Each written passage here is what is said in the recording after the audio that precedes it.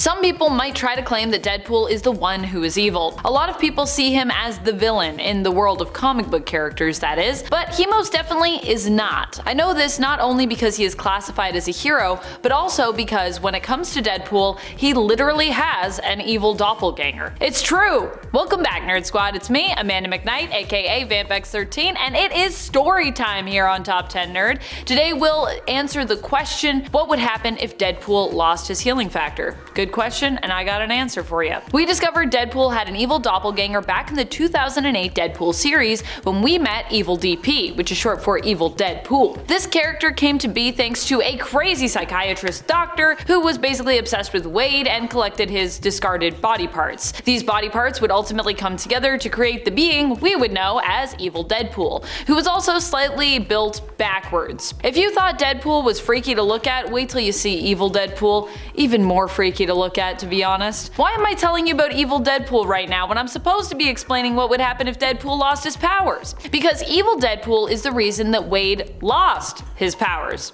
Sort of. He's the reason he was able to lose his powers. You see, at the end of issue 49 and revisited at the beginning of issue 50, Evil DP is killed off by someone who Deadpool suspects was actually targeting him. But if Deadpool has an unstoppable healing factor, how was this possible? They hit Evil DP with a dart that was filled with some kind of serum, which basically nullified his healing factor, removing his powers and turning him normal again. Or, you know, as normal as Evil DP could get. Deadpool at this point was obsessed with ending his life, believing he'd never proven himself as a hero and basically no longer wanted to live. So at this point in the comics, he was hunting down his own end and was actually super bummed when Evil DP was the one who got taken out in confusion. As such, Deadpool decided to return to the X-Force team and try to hunt down whoever was responsible for curing and killing Evil DP so that he could also procure the cure and basically end his own days. While he got himself and the rest of the X-Force caught in the mess of who exactly was behind the cure, he did succeed in getting administered said cure at the end of issue 52. Deadpool's old pal Bob was the one who did the honors.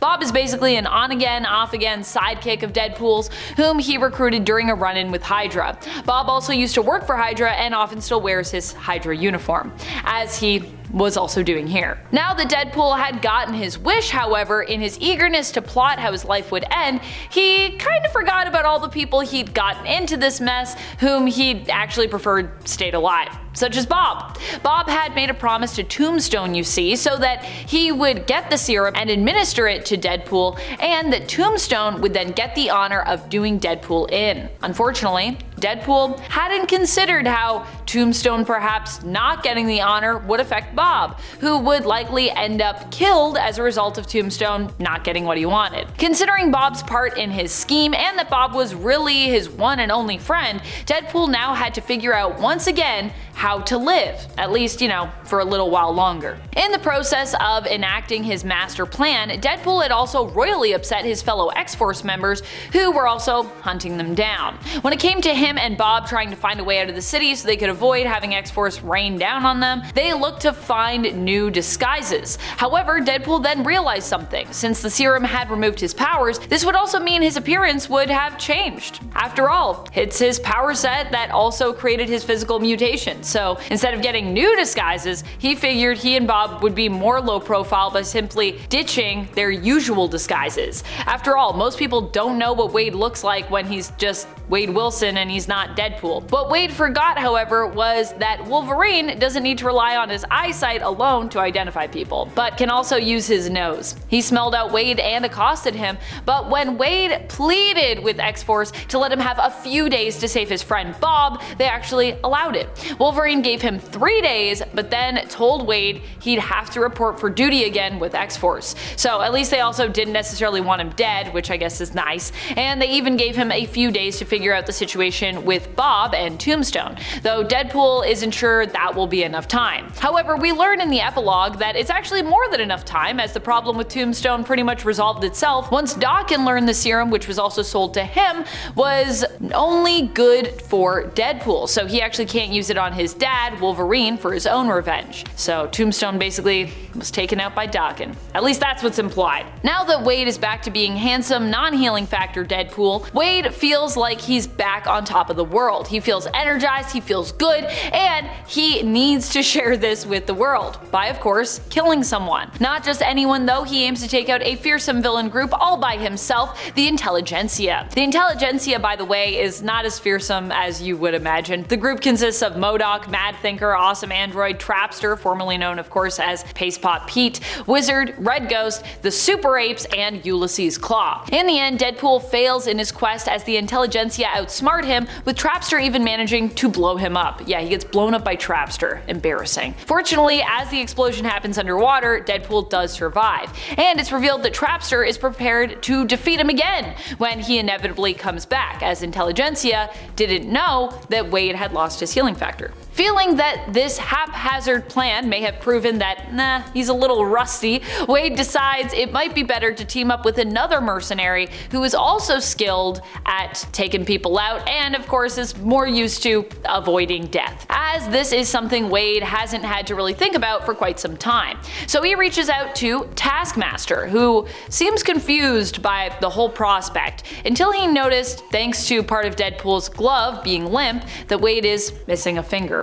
A pretty interesting thing to notice considering Deadpool's regenerative powers. After observing this, Taskmaster decides to accept Wade's offer for a sort of training exchange and invites Deadpool to join him for a job, for some hands-on training in the field. However, this does not work out as Wade had hoped. Taskmaster gets the spoils, which are Pym particles, and Trapmaster shows up to finish the job and kill Deadpool for once and for all, after he and Wizard also observed Deadpool fighting alongside Taskmaster. Trapmaster also noticed via the live feed that Deadpool's finger hadn't healed, so now both he and Wizard also know that, yeah, Deadpool probably isn't healing anymore. Well, everything quickly goes even more sideways on this heist than Deadpool could have ever imagined. He does manage to survive it, escaping with Taskmaster, who Deadpool is quite mad at for abandoning him during the whole heist. Deadpool accuses Taskmaster of using him as a mere distraction so that Taskmaster could secure and get away with the loot. Seeing how mad Deadpool is, Taskmaster decides, nah, he can't get any madder, and so he reveals to Wade that he also sold out information on him, revealing to villain Black Box that Deadpool no longer had his healing factor. Black Box has had beef with Deadpool since early days, by the way. Back in the 90s, Deadpool was sent to eliminate the mercenary group Black Box at the time headed, known as the Executive Elite. While he believed that he'd killed Garabed Bashir, he had only killed his clone. Eventually, Bashir would take up the mantle of Black Box later on, so that's who that is. Upon learning that Deadpool no longer had his healing factor, Black Box decided to seize on this opportunity for revenge, which of course he'd been waiting years for.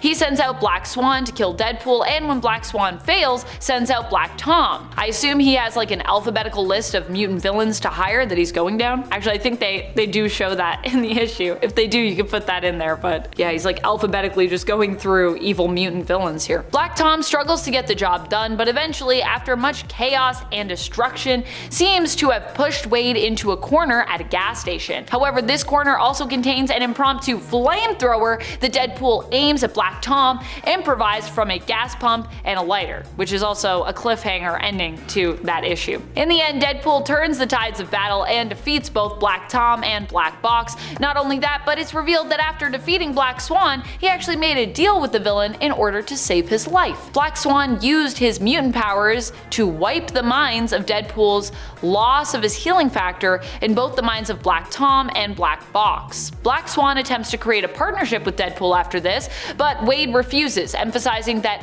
while he sometimes does really bad things, he is not a bad guy. After a run-in with Hitmonkey, we arrive to the finale of the entire series, where Deadpool has a showdown with Agent Allison Kemp of the FBI and Interpol. It turns out that her vendetta we saw earlier in the series against Deadpool is actually really personal, and she aims to take him out in order to get her revenge. Years ago, Allison Kemp was undercover when Deadpool attacked the gang she had infiltrated. The explosion she was caught in cost her almost all of her mobility, turning her into a paraplegic, and she blames Deadpool for this. In their final showdown, Deadpool turns that reevaluation back on Kemp, explaining that he never knew she was an undercover agent at that time and that it was a job that she had volunteered to undertake. So really, Deadpool wasn't so much to blame as it was just kind of bad luck for her, as working undercover is obviously very, very dangerous. This causes Kemp to rethink her plan. Well, either Deadpool's plea does,